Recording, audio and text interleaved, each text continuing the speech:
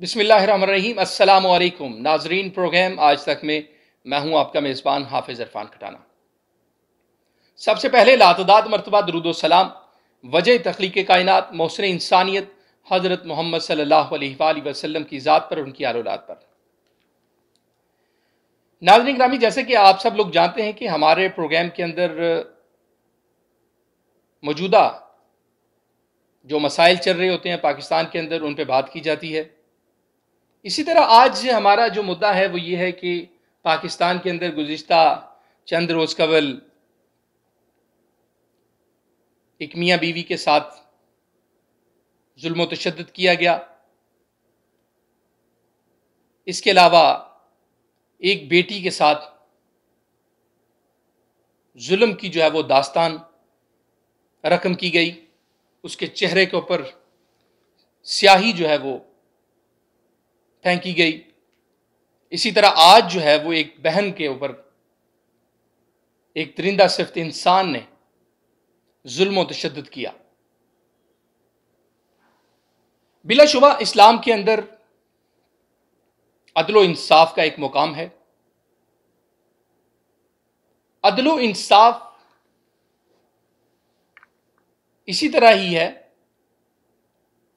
جس طرح ایک انسان کو زندہ رہنے کے لیے آکسیجن کی ضرورت ہوتی ہے، اسی طرح معاشرے کے اندر عدل و انصاف کا ایک اپنا مقام ہے۔ ناظرین گرامی، آپ کو بتاتا چلوں کہ چند روز قبل میاں بیوی رات کے پہر کسی مجبوری کے تحت اپنے گھر سے باہر نکلتے ہیں اور کچھ افراد ان کو پکڑ کر ان کو پر ظلم و تشدد کرتے ہیں، اور اس بہن بیٹی کے اوپر نہ صرف ظلم و تشدد کیا جاتا ہے بلکہ اس کو زیادتی کا نشانہ بھی بنایا جاتا ہے۔ یہ بہت ہی افسوس کی بات ہے۔ اسی طرح ہماری بہن بیٹی نئی نویلی دلہن جو 2 دن پہلے شادی کے بندھن میں بنتی ہے، اس کا جرم یہ ہے کہ وہ اپنی سہیلی کے گھر جاتی ہے تو اس کو اغوا کر کے اس کے اوپر ظلم و تشدد کیا جاتا ہے، اس کے چہرے کے اوپر کالی سیاہی جو پھینک دی جاتی ہے، اور وہ آہیں سسکیاں لیتی ہوئی گھر آتی ہے۔ آج ہم کہاں کھڑے ہیں؟ آج ہمارا معاشرہ کہاں کھڑا ہے؟ آج انصاف فراہم کرنے والے ادارے کہاں ہیں؟ اور اسی طرح آج بڑے ہی دکھ اور افسوس کے ساتھ یہ بات کہنا پڑ رہی ہے کہ ہمارا وہ ادارہ بڑا ہی مقدم اور محترم ادارہ پولیس، جس کی ذمہ داری ہے کہ معاشرے کے ہر فرد کو تحفظ فراہم کرنا ہے، آج وہی ادارے کے اندر چند ایک ایسی کالی بیڑے ہیں جو اس کا ناجائز فائدہ اٹھاتی ہیں۔ جیسے کہ آپ نے دیکھا کہ ایک پولیس کی وردی میں درندہ صفت، اس کو انسان کہنا بھی انسانیت کی توہین ہے، وہ ظلم و تشدد کرتا ہے اور وہ بیٹی چیخیں مارتی ہے، اس سے درخواست کرتی ہے، اس سے التجائیں کرتی ہے کہ مجھے چھوڑ دیں، خدا را مجھے چھوڑنے دیں، چھوڑ دیں، میں نے دوپٹہ لینا ہے، لیکن وہ درندہ صفت انسان جو ہے وہ ایک بھی بات نہیں سنتا۔ آج ہمارے اس ادارے کے اندر جو نمائندگان ہیں جو ان ادارے کی سربراہی کر رہے ہیں، آج ان کے لیے ایک چیلنج بھی ہے، ان کے آگے ایک سوالیہ نشان بھی ہے۔ کیا یہ نظام، یہ سسٹم اسی طرح چلتا رہے گا؟ کیا یہ اسی طرح انصاف فراہم کریں گے؟ اسی ادارے کے اندر ماؤں نے ایسے ایسے لال پیدا کیے جنہوں نے وطن عزیز کی ماؤں بہنوں کی خاطر اپنی جانوں کا نذرانہ پیش کیا، لیکن اپنی ماں بہن کی عزت کو آنچ نہیں آنے دی۔ آج اس ادارے کے اندر بیٹھے ہوئے کچھ چند ایک درندہ صفت انسان، وہ جو ہے وہ آج ماؤں بہنوں بیٹیوں کی عزتوں کے ساتھ کھیل رہے ہیں۔ کون فراہم کرے گا ان کو انصاف؟ آج یہ پوری قوم کے لیے، حکومت پنجاب کے لیے، حکومت پاکستان کے لیے یہ ایک بہت بڑا سوالیہ نشان ہے۔ اور یہ بڑے افسوس کی بات ہے کہ آئے روز یہ جو واقعات ہیں یہ قصور کے اندر کیوں جنم لیتے ہیں؟ میں سمجھتا ہوں کہ ہمارے اداروں کو ایسی کمیٹی تشکیل دینی چاہیے کہ وہاں پہ جا کے، گراؤنڈ پہ جا کے یہ چیز، اس کو دیکھا جائے، اس کی جانچ پڑتال کی جائے کہ اس کے کیا محرکات ہیں، یہ واقعات یہاں پہ کیوں زیادہ جنم لیتے ہیں۔ یقیناً میں سمجھتا ہوں کہ اس کے اندر ہمارے اداروں کی کچھ کوتاہیاں اور کمیاں ہیں جن کو دور کرنے کی ایسا ضرورت ہے۔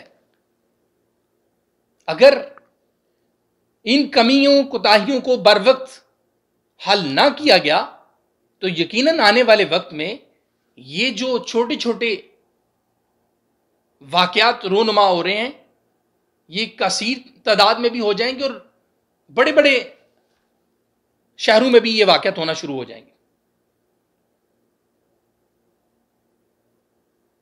بلا شبہ عدل و انصاف کا ایک اپنا مقام ہے۔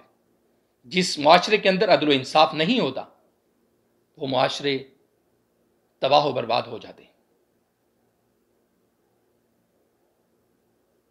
اللہ تعالیٰ کی ذات نے قرآن پاک میں 12 مقامات پہ یہ بتا دیا ہے کہ عدل و انصاف کے بغیر کسی بھی شعبہ میں ہم کامیابی نہیں حاصل کر سکتے۔ تو اس لیے عدل و انصاف ہی وہ پیمانہ ہے جس کی بدولت آج انسانیت زندہ ہے۔ اگر عدل و انصاف نہ ہو تو یقیناً یہ معاشرہ تباہ و برباد ہو جائے گا۔ میں سمجھتا ہوں یہ جو واقعات ہوئے ہیں اس پہ ہمارے جو محترم ادارے ہیں، عدلیہ ہے، پولیس ہے، جس کا بھی جو اپنا مقام ہے، جس کی جو ذمہ داری ہے، وہ عدل و انصاف کا خیال کرتے ہوئے مظلوموں کو انصاف فراہم کریں گے۔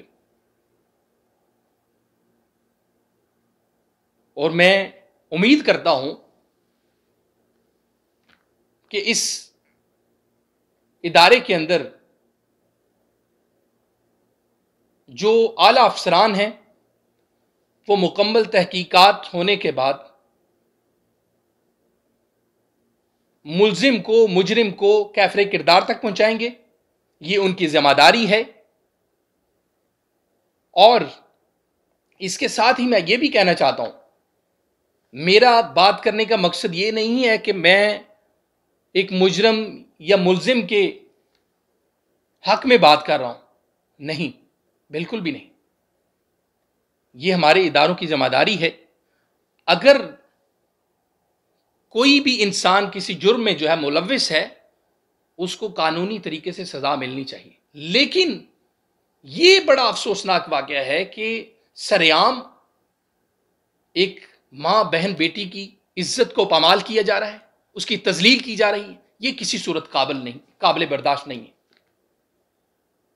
جو قوانین کے اندر سزائیں مقرر ہیں وہ ان کو اس انداز میں جو ہے وہ اپنایا جائے، نہ کہ آپ ذاتی طور پہ ایک وردی پہن کر اپنے آپ کو یہ شو کریں کہ جو میں ہوں وہ دنیا کی کوئی طاقت نہیں ہے۔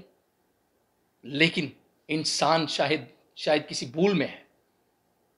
یہ سدا بادشاہی صرف اللہ تعالیٰ کی ذات کے پاس ہے۔ یہ ہم سب کو سوچنا چاہیے کہ ہم اگر کوئی بھی ایسا قدم اٹھاتے ہیں یا کسی کے اوپر ظلم کرنے کی کوئی سوچ اپنے دماغ میں رکھتے ہیں یا کسی کے ساتھ برا کرنے کی سوچ رکھتے ہیں تو یقیناً ہمیں یہ سوچ لینا چاہیے میرا بھی وہی رب ہے اور اس کا بھی وہی رب ہے، اس کو بھی جس نے پیدا کیا ہے اس نے ہی مجھے پیدا کیا ہے۔ خالق کائنات ایک ہی ہے۔ وہ آخری جو فیصلہ ہے جو انسان جس میں عدل و انصاف کا تقاضا پورا نہیں کرے گا، وہ ذات بیٹھی ہوئی ہے کہ وہ عدل و انصاف کا تقاضا پورا کرے گی، یہ اس کا وعدہ ہے۔ آج میں سمجھتا ہوں کیا آج ہم جہاں پہ بھی بیٹھے ہیں، چاہے دکان میں ہوں، چاہے مکان میں ہوں، چاہے دفتر میں ہوں، چاہے کسی مسجد میں ہوں، چاہے کسی اسکول میں ہوں، چاہے کسی کالج میں ہوں، ہمیں عدل و انصاف کا دامن نہیں چھوڑنا چاہیے۔ ہمیں عدل و انصاف کے ساتھ چلنا ہوگا، ہمیں حق کو، سچ کی آواز کو بلند کرنا ہوگا۔ بلا شبہ اسی میں ہماری جو ہے وہ بہتری اور کامیابی ہے۔ میں امید کرتا ہوں کہ ہمارے جو معزز اور مقدم ادارے ہیں وہ ان واقعات کی روک تھام کے لیے وہ بہتر پالیسی بنائیں گے تاکہ ایسے جرائم پہ قابو پایا جا سکے۔ ناظرین، پروگرام آج تک میں مجھے اجازت دیجیے۔ اپنے اہل و عیال کا بہت سارا خیال رکھیے۔ تب تک کے لیے اللہ حافظ۔